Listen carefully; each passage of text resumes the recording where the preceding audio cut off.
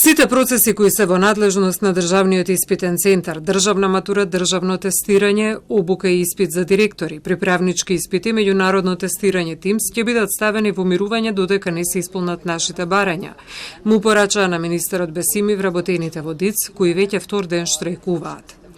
Бараат покачување на платите, добивање согласност на барањето за изменување и дополнување на колективниот договор, кој го испратиле до Министерството за финансии. Платите наши едноставно беа заборавени во насока на тоа да со покачување на минималната плата на 2 пати веќе се покачија само платите на оние кои што беа со најниска позиција, односно минималците.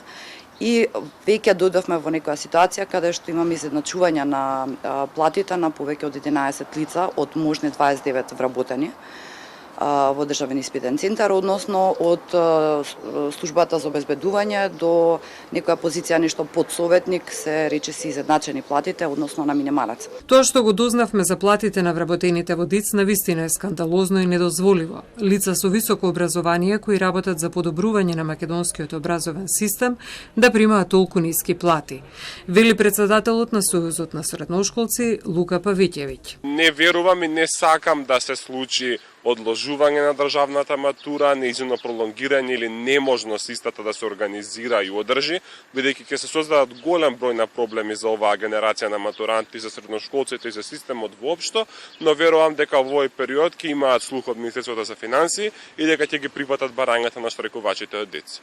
Вработените во ДИЦ да не ја доведуваат во прашање државната матура за која имаат и правна одговорност, им порача министерот за образование Јетон Шакири.